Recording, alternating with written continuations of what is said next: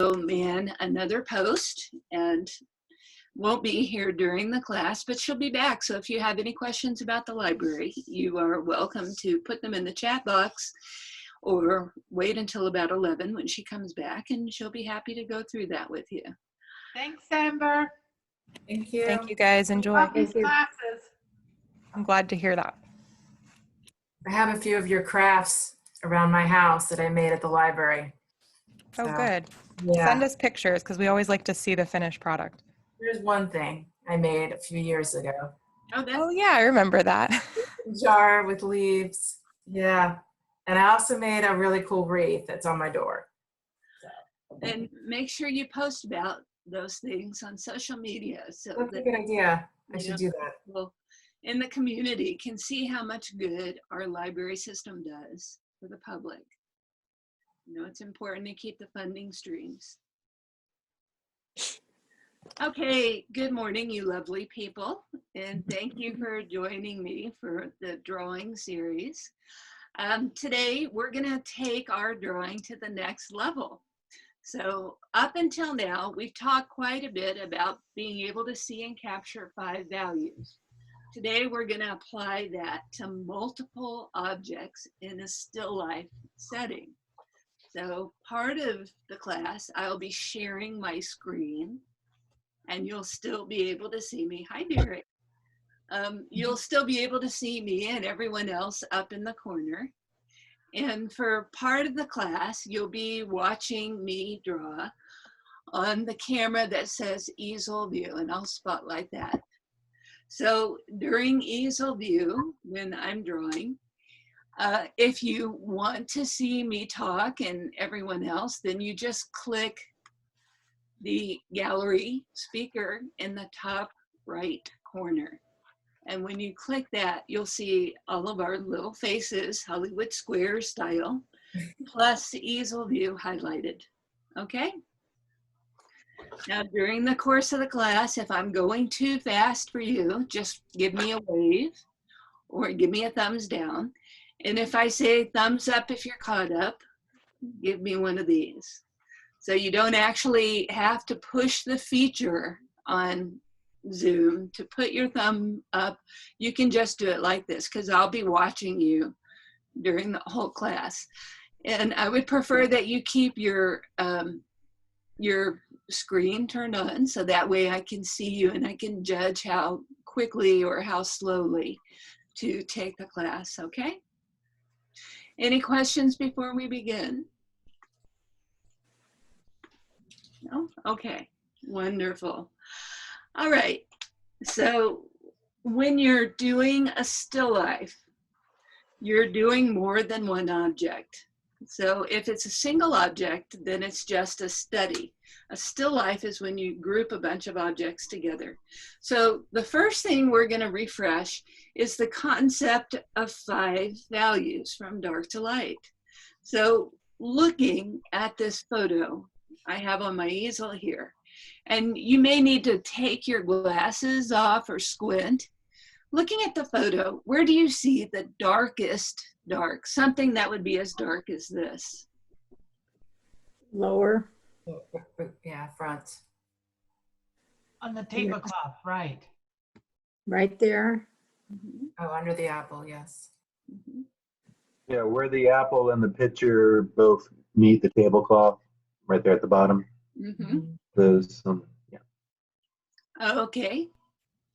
And how about something as dark as this? By the way, this is considered the cast shadow. Cast shadow is the darkest dark usually, unless of course you're painting an object that's dark. If you were painting something, something like this that had dark spots on it or dark shapes, then it would also be as dark as the 5. The next light up would be the crest shadow. Crest shows you that it's a rounded form. Where do you see something that would be this value? Here. The apple? Yes, that's a good eye, Kathy. So the crest shadow on this apple, this shows you that the light is coming from this direction. You see the light up here. And where it hits the rounded shape of the apple, this is the part facing away from the light. So this is the crest shadow. You'll also see the crest shadow on the picture. Yeah. And even in some of the folds on the cloth. So crest shadow is also on faces and anything that's round. Crest is opposite your light source. How about local color? Where do you see something that's local color or 3 value? The tablecloth? Yes, so you The can top. see the tablecloth right here. That's the color of it, not in light, not in shadow. Local color, by the way, is the actual color of an object that isn't lit up or in shadow. How about the picture? Yes, so you can see some local color on the picture and even here. Where else? The folds on the what's behind the picture. Yep, there's some on the folds. Now you're missing 2 big ones. This one. The whole sheet or whatever, the background. The apples too. Yes, the apples, thank you. So here is the local color on the apples. Now, the local color of the apples is red. They're both red apples. There's a little bit of yellow here and there. But the main color of the apple, not in light and not in shadow, is red. So that's the local color. Okay, now how about reflected light? Where do you see reflected light? Right up here. Ellen, you're gonna have to be more specific, unfortunately. On the apple, just at the top. Okay, so you'll see there's a window that's reflecting some light on the side of the apple. Okay, look at the tablecloth, and you see how the light is bouncing off the tablecloth onto the underside of these apples. The underside of the apples are lit up. Even on the picture, it's lit up because of the reflected light. Okay. There's also some reflected light on parts of the tablecloth and parts back here. How about the highlight? The highlight is the lightest light. Where do you see a highlight? Right side of the picture. Okay, so you see these really pretty shiny spots. Uh-huh. Where else? The apple. That's right. So you see those shiny spots on top of the apple and even this single bit of light. So the highlight is the lightest light. Reflected light is the light bouncing up from the object. Reflected light, you have to train your eyes to see. Local color, color of the object, not in light, not in shadow. Crest shadow, and cast shadow. All right, any questions about the values before we start sketching? Okay, so that's a good warm-up.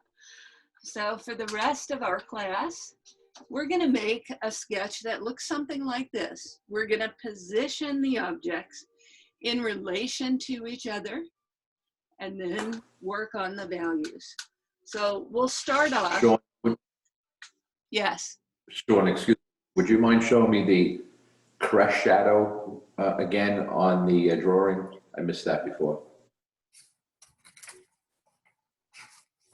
Okay, thank you. Okay. Okay.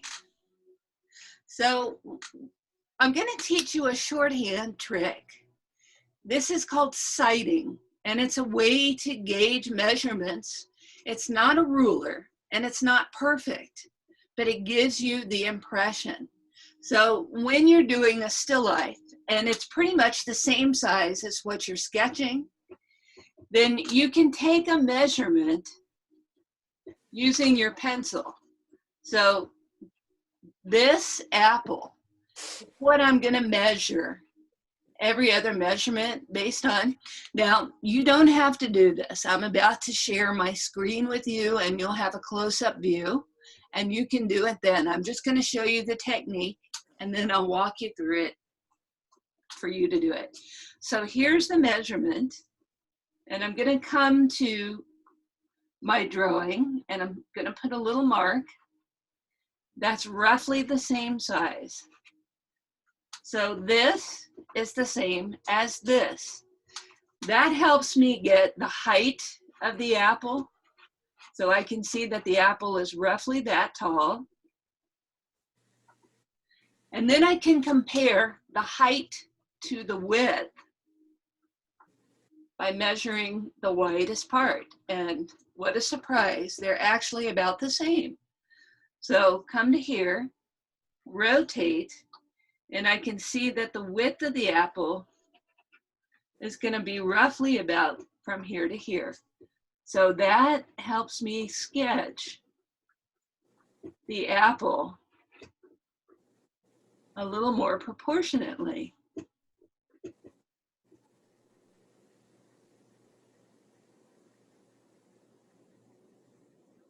So I want you to start off with the single apple. And I'm going to share my screen and give you a close-up view of the still life. Now put your pencil up against the screen and measure from the top of the apple to the bottom, and then transfer that measurement to your drawing.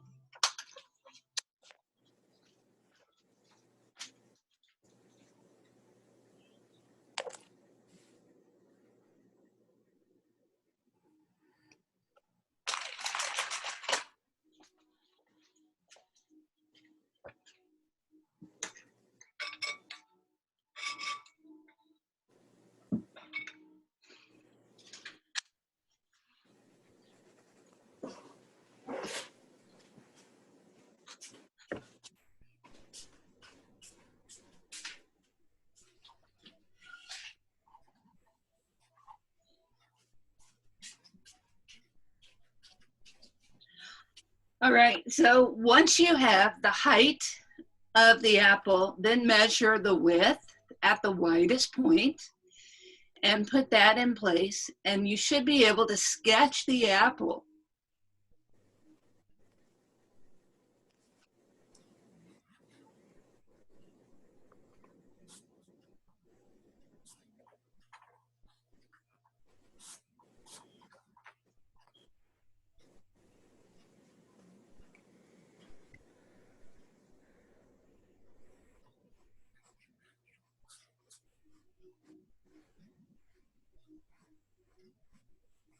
Now remember, you're just putting the shape of the apple.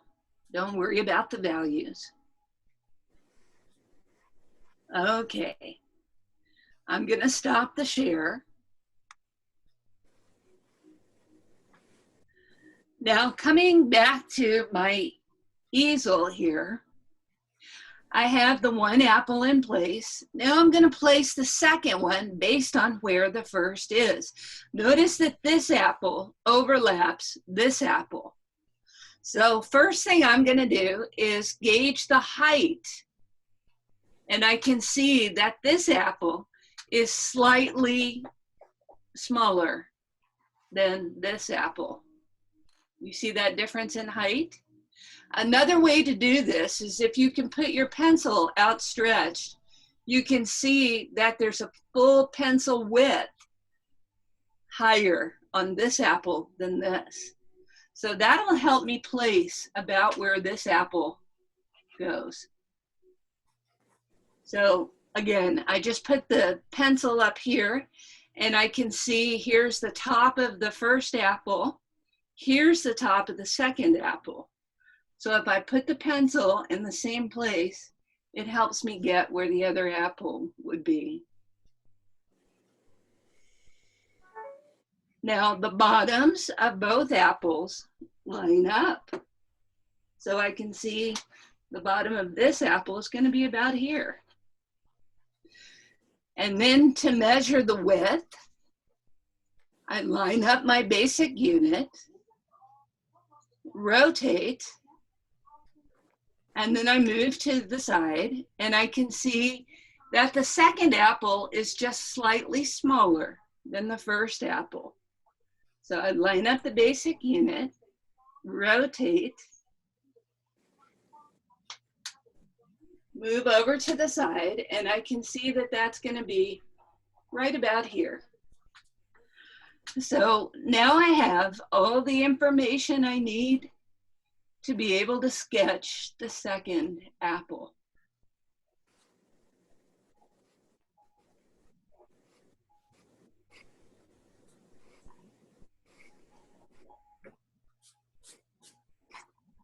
Another trick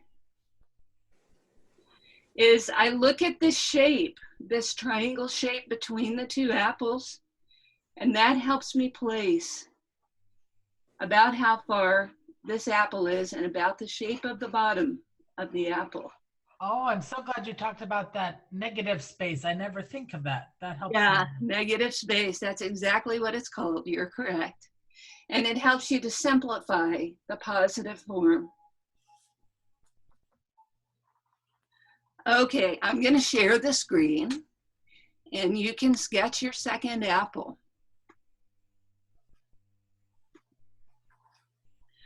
So remember to look at how tall the apple is in relation to the first apple. Notice that they're both sitting on the same plane. And then measure the width of the first apple and compare it to the width of the second apple.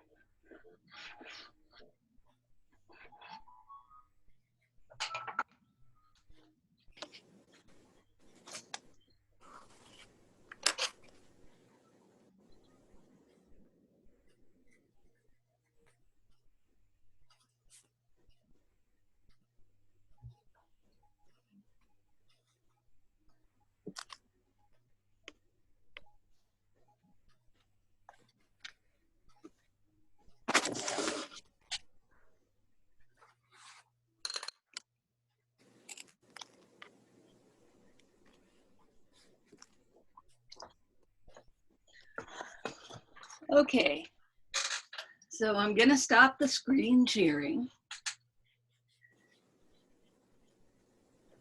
And once we have those two apples in place, then we're ready to put the third object. Now, the important thing here is you've established a basic unit, and you're using it to gauge the proportion and measure everything else in the still life.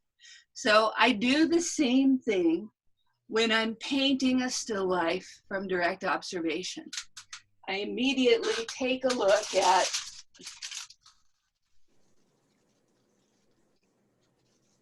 one object.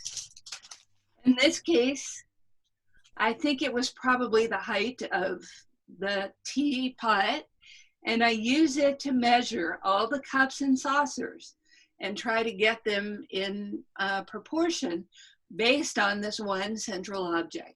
So you would do the same thing regardless of what the still life was.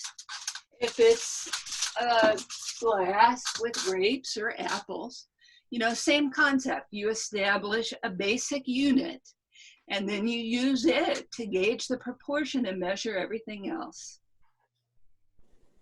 Okay, so next we're going to move to the pitcher. Now you can see how the pitcher is overlapped by the apple, but they share an edge. This edge almost lines up. So it's just a little bit different. So I'm going to keep that in mind. I'm going to see too how it overlaps on this part. First thing is I measure the apple, and then I determine how tall the pitcher is. This is just to the lip. This is all the way to the top. So to the lip, the pitcher is this much taller than the apple. So what that looks like, if I were to come here, this is about where the top of the pitcher or the lip of the pitcher would be. So that helps me to see about how tall that pitcher is. Next, I want to see how wide the pitcher is. So I measure the apple. Then I come up and I measure the indentation just above the apple.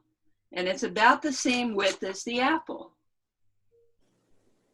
So, you know, again, this is sighting. It's not perfect.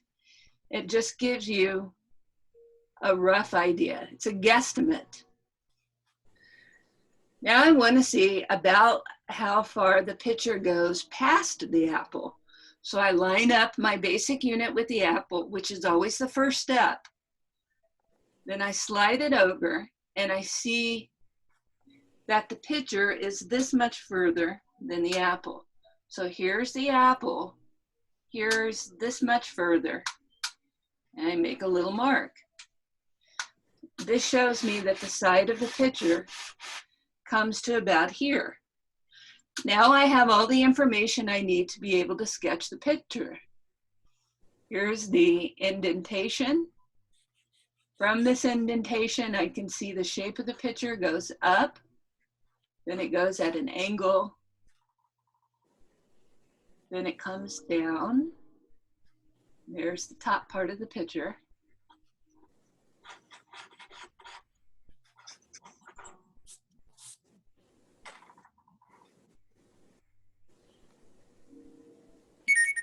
And then there's a gentle curve. And that's all I can see on this side. So we're going to place the basic shape of the pitcher now. You know, again, no values, just place the shape. And I'm going to share the screen so that you can see the pitcher and measure. So you want to start by measuring your basic unit, line up your basic unit, and then measure how tall the pitcher is from the apple.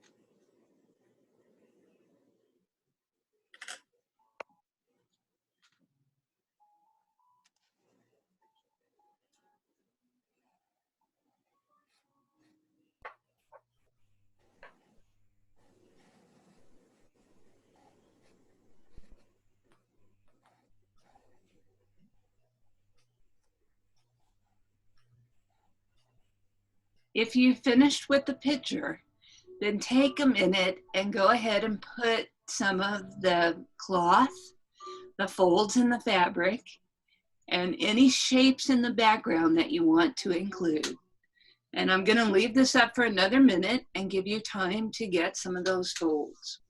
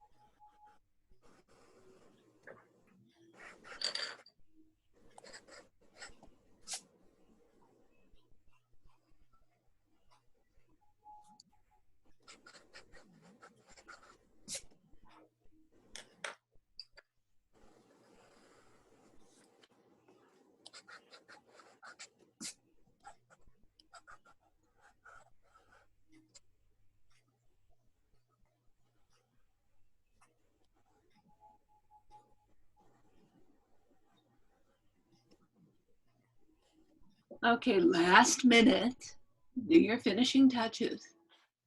And you're just getting the basic shapes down, just the basic shapes.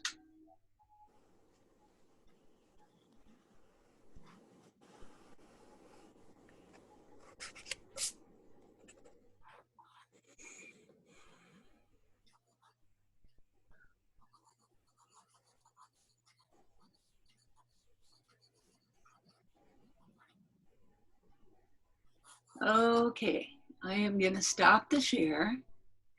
Now, how about let's take a look at your sketch. So take your sketch from your drawing surface, or if it's in a book or something, and we're going to hold it up to the camera like so. And that way we can check the perspective. Sometimes when you look in the camera, you're looking at the reverse of your image. And by doing that, you can see subtle little problems with it that you might miss if you're looking at it straight on. Okay? So let's have a show of still lifes. Joe, excellent. Excellent. You even got the cloth underneath. Ellen, looking good. That picture is kind of challenging, isn't it? It is. It's not proportioned right. Kathy, that looks good. Cheryl, that looks good. I think the picture should be a little thicker where the apple is. Rita, let's take a look. Rita, you've already started your values, you naughty thing. Looking good. Derek, shape looks good. I think the neck of the picture needs to come in a little. And Nadine, can we see that one more time? Okay, looks good. Looks good. All right, so in looking at your own sketch on Zoom, hold it up and look at your own sketch. Now, it's sometimes easier to see your mistakes when you shoot a picture or you see your sketch reproduced electronically. So use this opportunity to look at your sketch and evaluate it, self-evaluate it. Look at the perspective, look at the proportion, and then if you see any problems, you can make your changes. One of the things I do in the studio is I shoot a picture, walk in the other room, and then look at the picture. So I'm not looking at my painting. I'm looking at a picture somewhere else. And that helps me see problems. Other artists have suggested turning it upside down. And if you look at your sketch upside down, it often, you'll see mistakes in it that you didn't see before. That makes sense. What's that? I was going to say that makes sense because then I'm not thinking about how an apple should look in my mind. That's right. That's absolutely right, Rita. We superimpose what we think it should look like on top of what it actually looks like. So Rita is absolutely right. Another friend of mine holds a mirror over her shoulder and she looks in the mirror at her sketch behind her. And that is another way of seeing it as it is without how it should be. Okay. So has everyone had a chance to make their changes? Thumbs up if you're caught up. Okay, good. Is Joe caught up? Awesome. Nice to see the two of you. Okay, so I'm going to spotlight. Now we're going to look at this in terms of values. So remember those values again are the cast shadow, and you may want to do this somewhere on the sketch. Start with your darkest dark.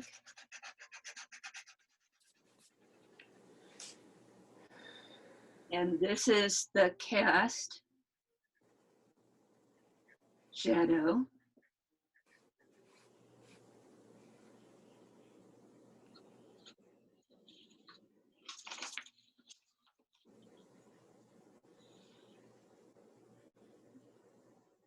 Then one step lighter.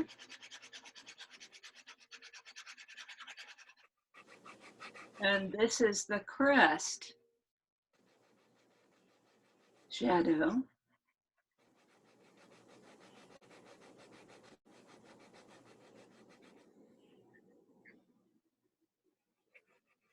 One step lighter.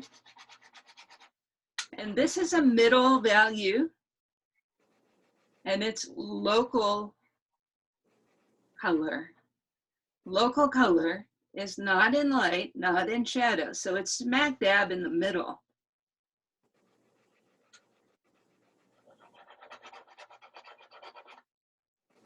And then 2 is reflected light.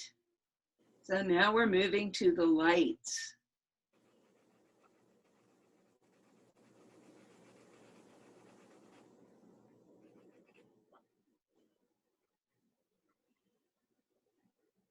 One is just blank paper, and it's the highlight.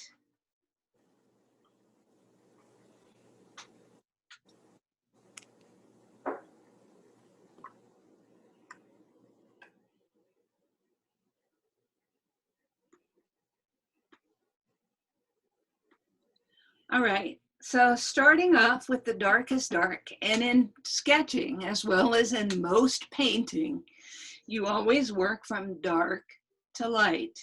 The exception to this is watercolor. Watercolors have to leave white paper, so they work from light to dark.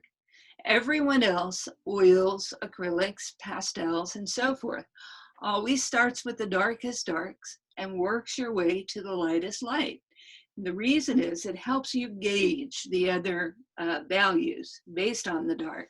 So we're going to start with the darkest dark. So everywhere where you see the 5 value, and we identified that as the cast shadows right under the objects.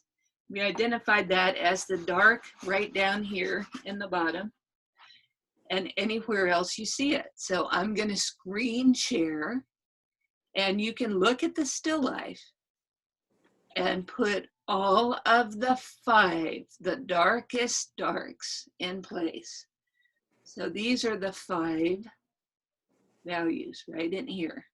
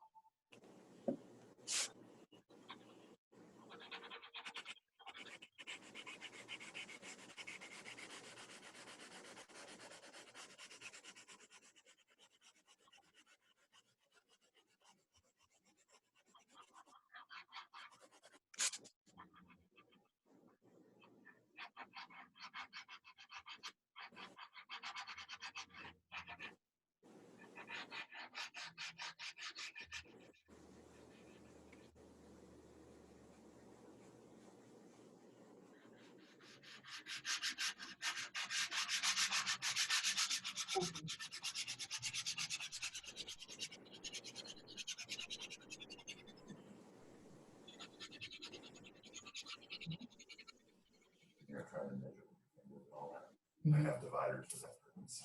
You do?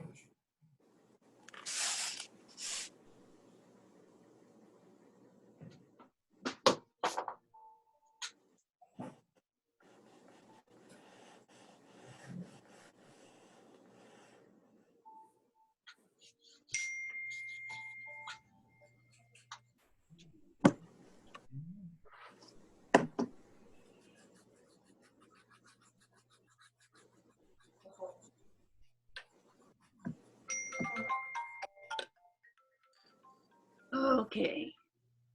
So last minute.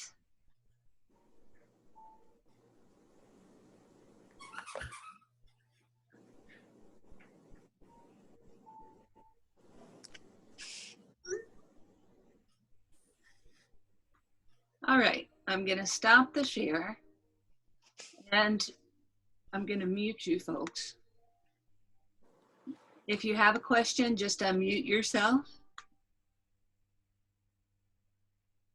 Now for the 4 value, the 4 value is the crest shadow. And we identified the crest shadow as being on the side of the apples that's facing away from the light.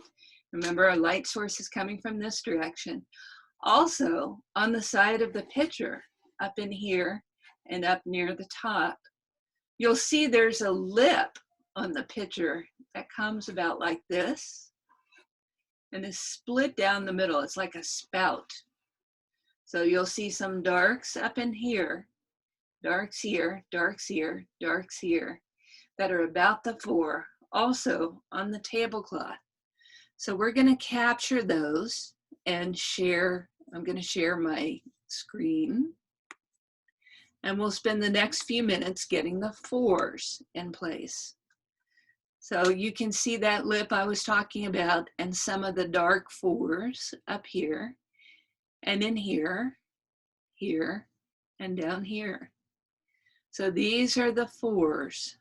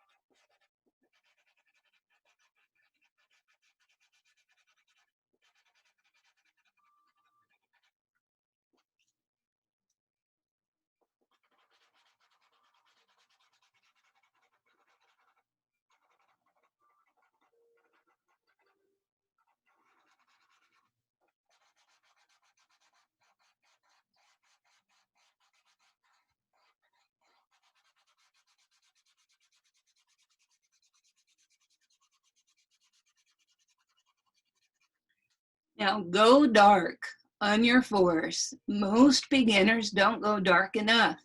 This is where you have to be bold. You want to make that 4 value pretty dark. Remember, it's almost as dark as your cast shadows.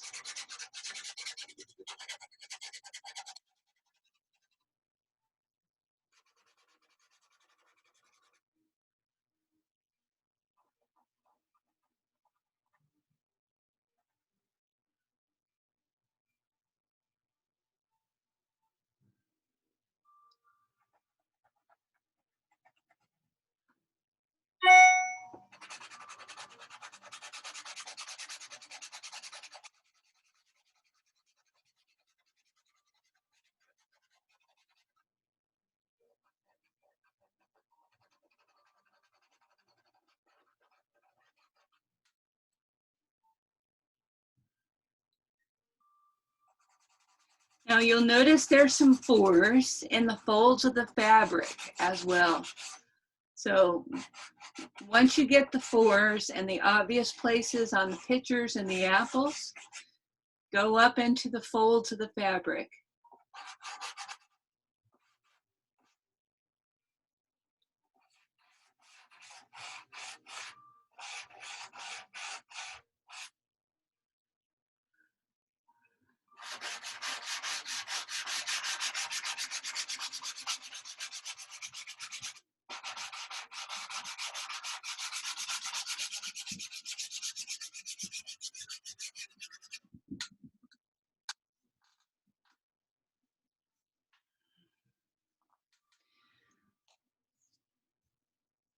Okay, 1 minute left on the screen share.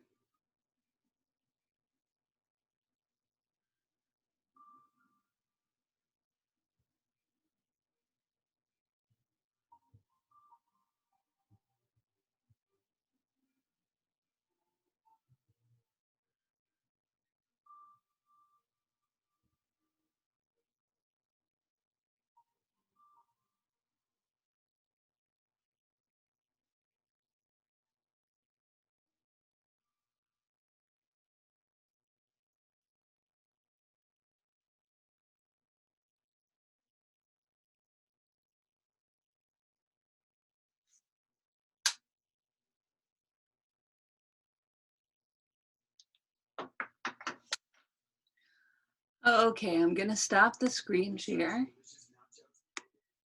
Now, at this point, you're starting to see some of the shapes of the objects. So you have the intense cast shadows in place, and you're starting to see some of the rounded form. The next is the 3. Remember, the 3 is the local color of the object. So you'll see a lot of middle values in 3s in the fabrics back in here. In the picture next to the shadows, and the apples next to the shadows, and so forth. So for the 3s, share the screen here.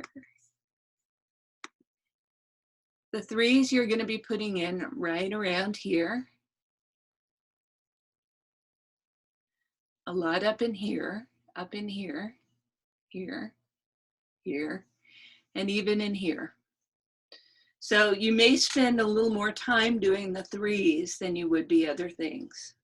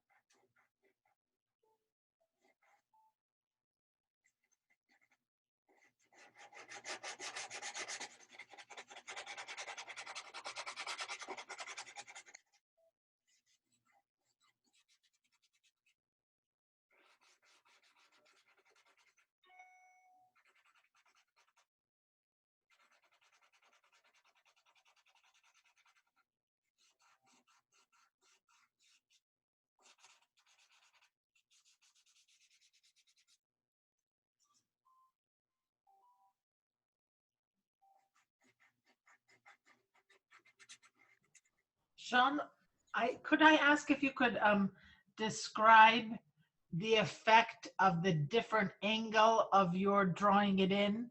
When I saw your picture, some of it was going up and down. And other times I saw you went horizontal. And I just thought that those, I don't do that myself, but I thought that the angle of your pencil when you're capturing the shade was effective on the picture, and I probably should be doing it on the apples myself, but I don't know how to capture it. Do you see what I'm asking?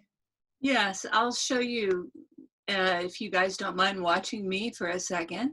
Yes, please. So, whenever you're sketching, I try to follow the shape of the object with the sketching. So as I'm sketching, I'm looking at the dark and I'm following the shape of that dark.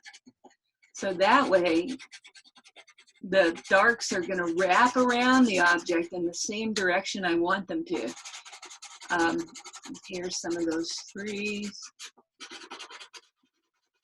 And I'm changing the angle each time. Now, if you're using a pencil, then you probably would be holding your pencil like this. Okay, do it sideways. That's a little easier. We get used to holding pencils or holding paintbrushes like pencils, like we're trying to write. And sketching is a different motion than writing. Sketching, you really want to be looser, have a lot more wrist action, and let your hand be a little freer as you sketch. So not quite so uptight and controlled as if you're writing your name. Okay, does that make sense? Yeah. And it's sort of even on the angle and the shape of that apple you're doing now, I see. Okay, so try it on your apples. Try following some of the shapes of the dark with your sketching. And I'm gonna go ahead and spotlight that apple so you can see it a little more clearly. There we go.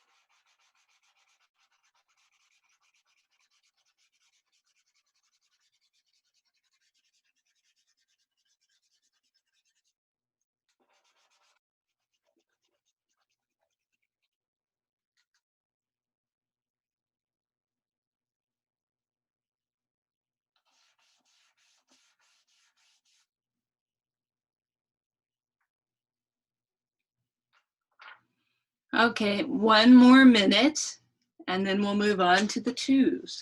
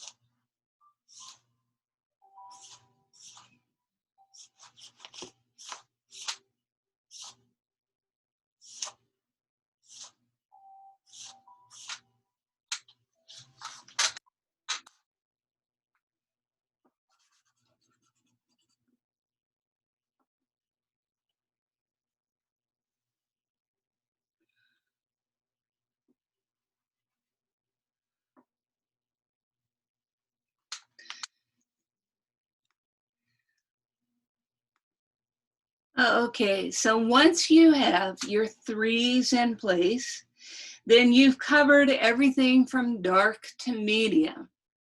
So you have the basic bones of the shapes, and you can see where the light's coming from. Now for the twos are reflected light. I'm primarily a pastel artist, so I like to get my hands involved and get dirty. I know some people have some issues about getting their hands dirty. It's fine if you don't want to. For the two, you might find it easier just to rub the graphite into the paper than to try to add more graphite, because the two is a lighter value and it's about the lightest you can go and still be adding to the paper. So here I'm just kind of pushing it around, pushing it on to the paper tooth.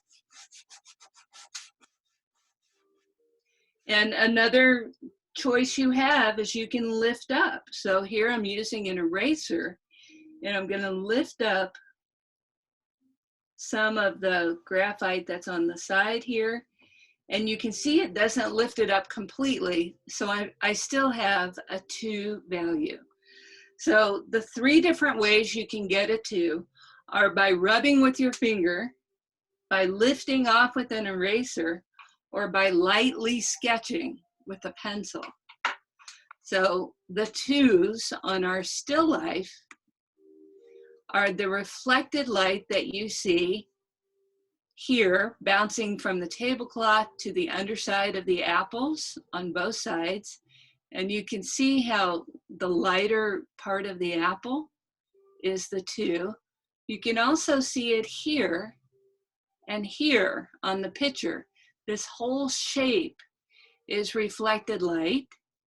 You can see light reflecting from the drape in the background on the side of the picture. And you can see light reflecting from a window onto the side of the apple. Now, if some of the things that I'm telling you are new to you, if this is the first time you've noticed it, you're not alone.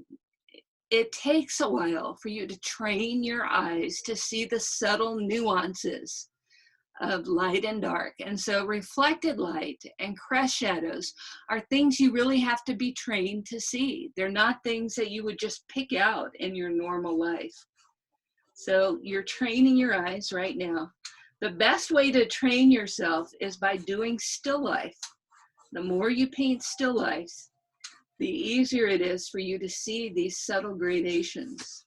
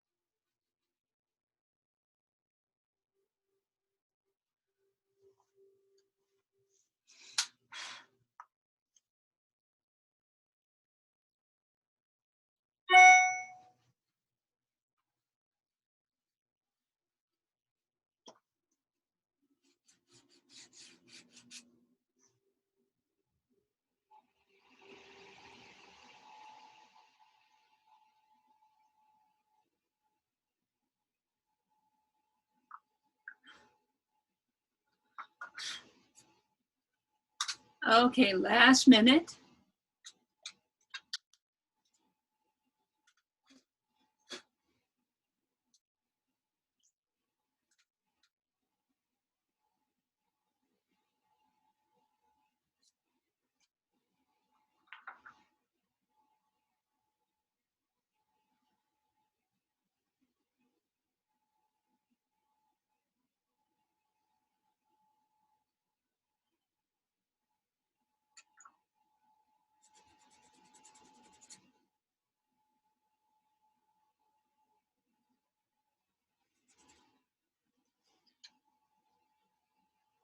Okay.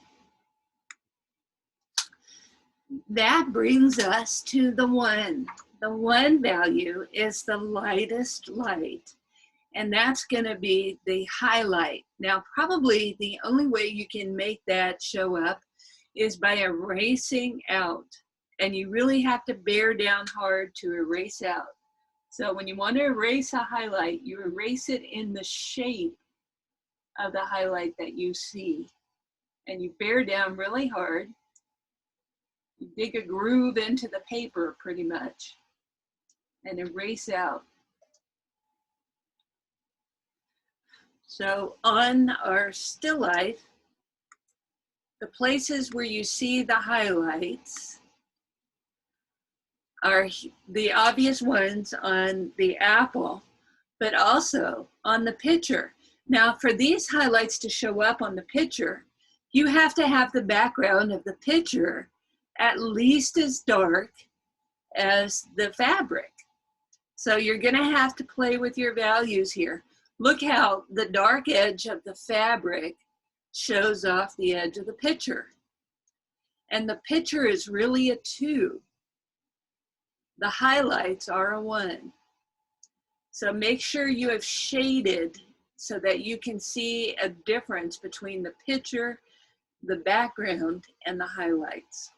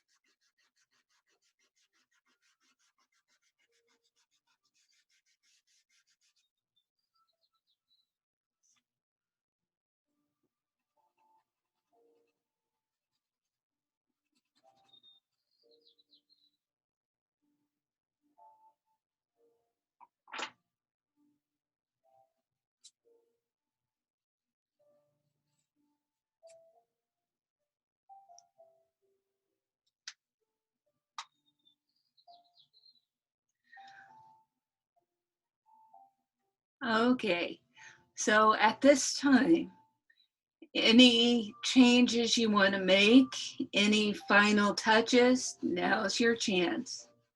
So check your values, check your shading, make sure that the edges of the picture relate to the background. You'll notice the picture is darker than the background on the left side, but lighter than the background on the right side. So make your little minor adjustments, any changes you want to make, and then we'll go to group critique in 1 minute.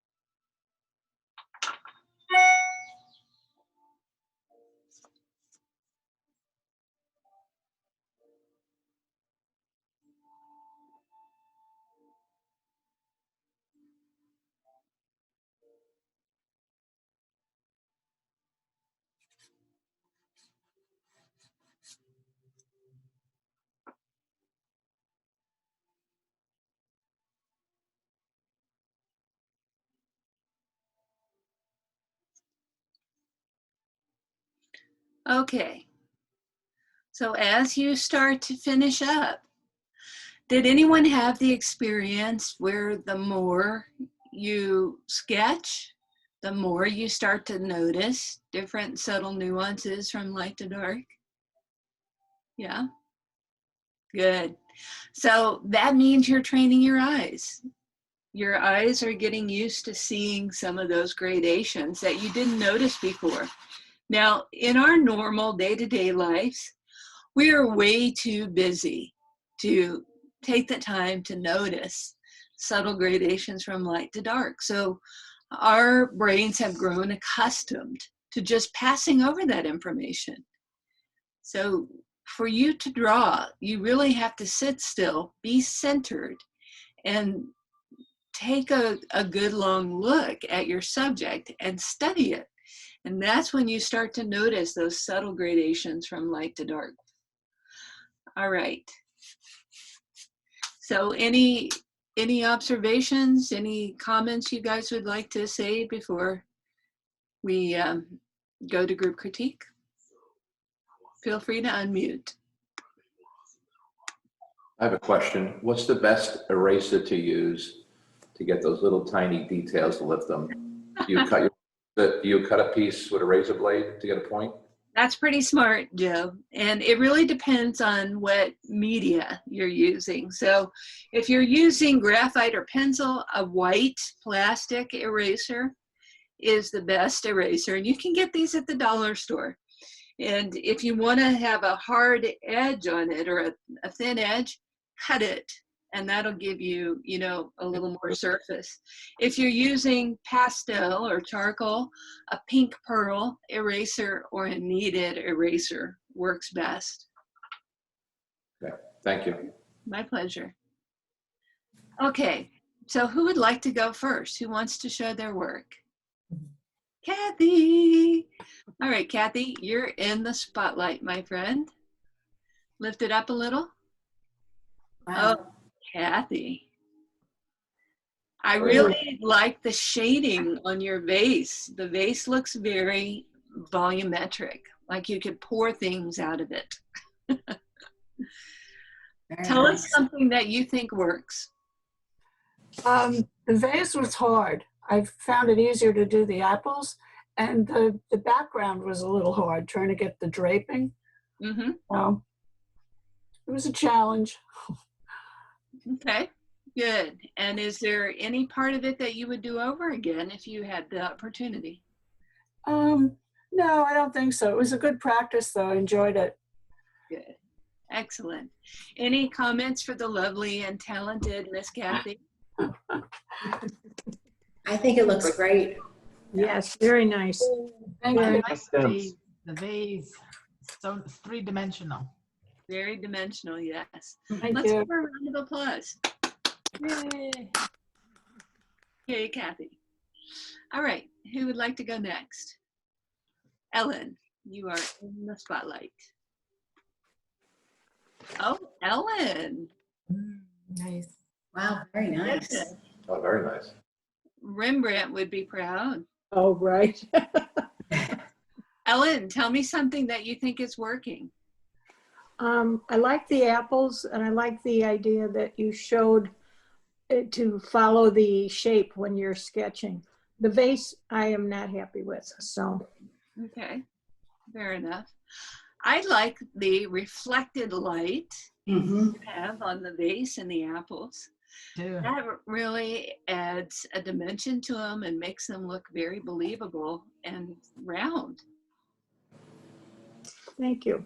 So is the vase what you would do over again if you had the chance? Yes, definitely. What do other people think? I like it. I think it looks real nice. Yeah, The top part of the vase looks extra round and three-dimensional, where you would grip into it. Mm-hmm. That I think is very successful. I think so too. The shading is very nice. Yes. the apples look nice and round. Okay. Thank Let's you. give her a nice round of applause.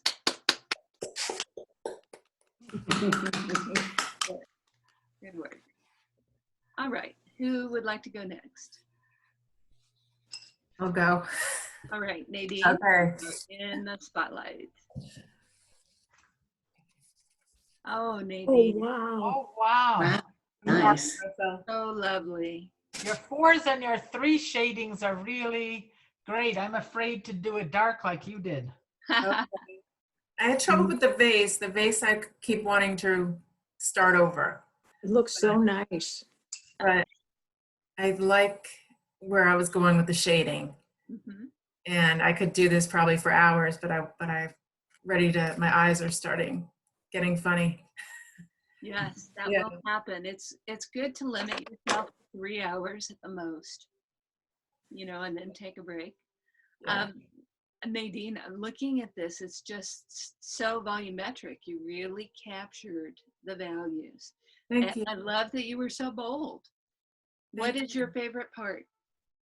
I think the apples, I think they were really getting there, and I've always had trouble drawing apples. So this is like giving me the confidence to draw more fruit, draw more still lifes. Good.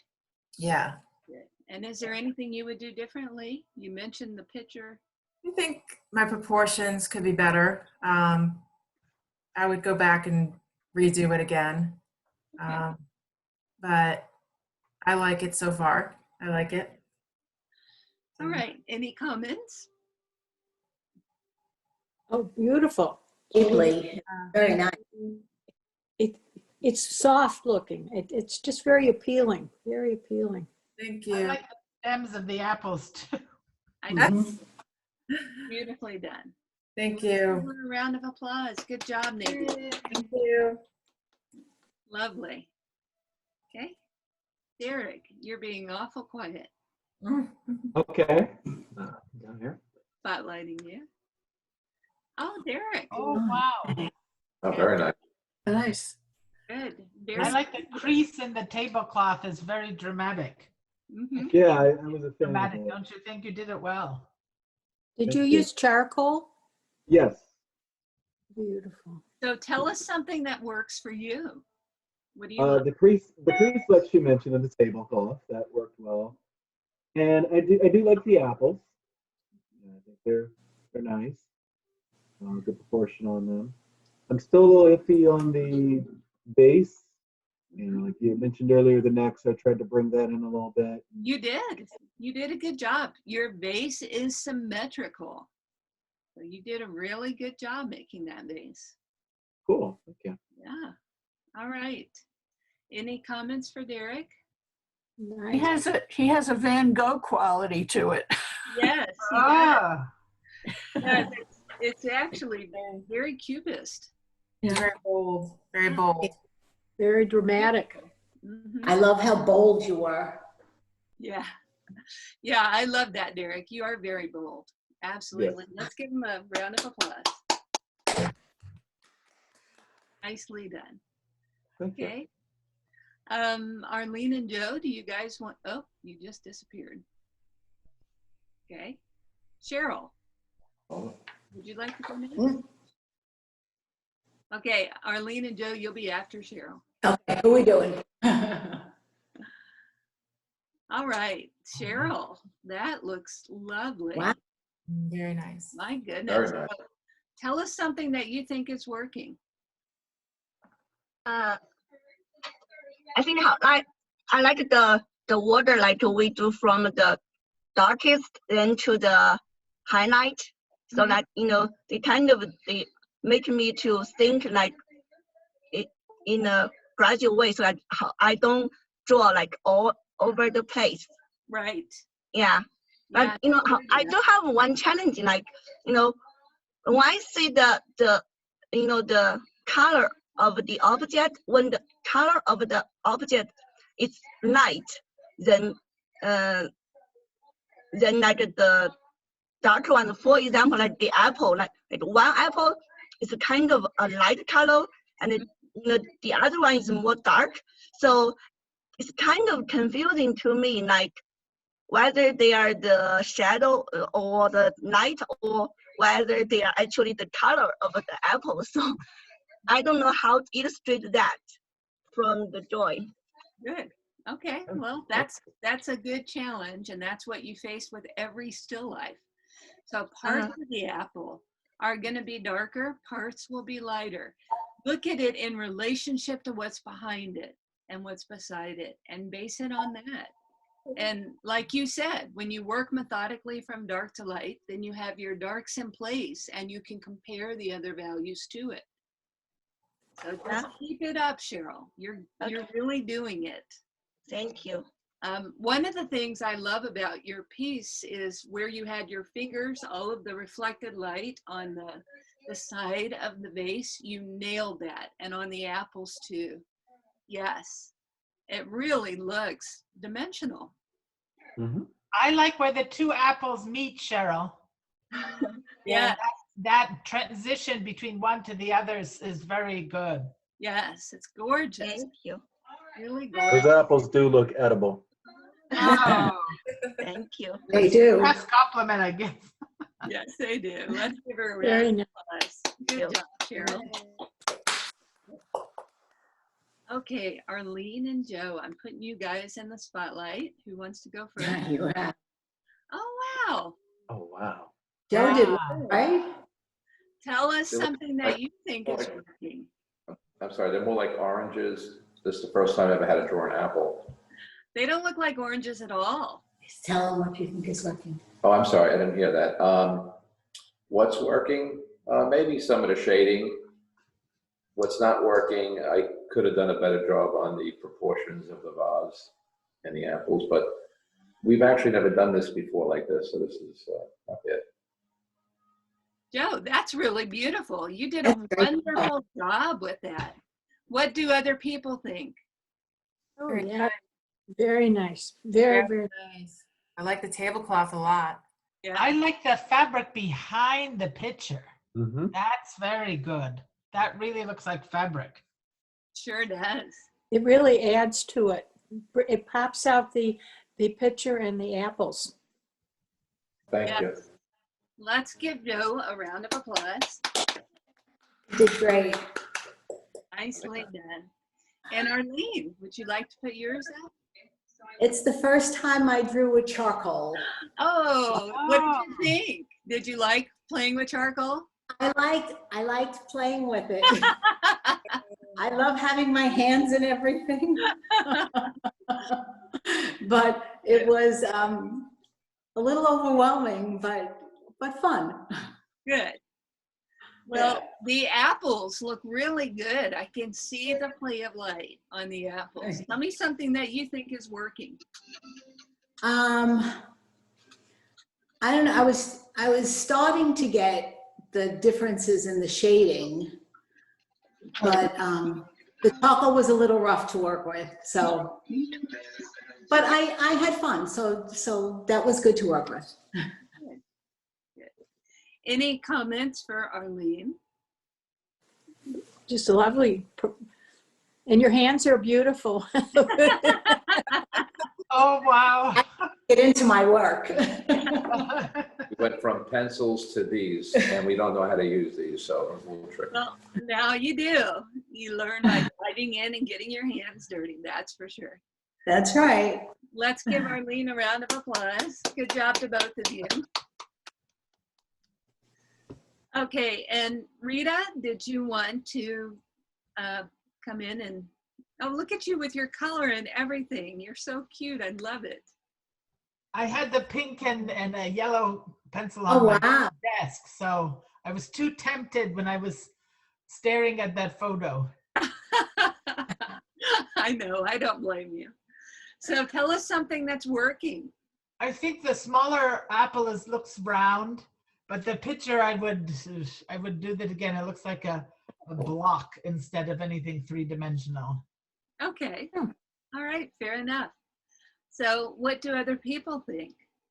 I love it. I love that you put color in it too. It Yeah, looks so nice. vibrant. That looks nice. I like the V. I like the draperies in the back. You do? Very Okay. different. What do you all think I should do about this picture? I think it's too, I don't have success with the picture. I liked it. I would suggest that you do a little more with the background behind the picture and the picture I show it see. more. Uh-huh. Okay, thank you all.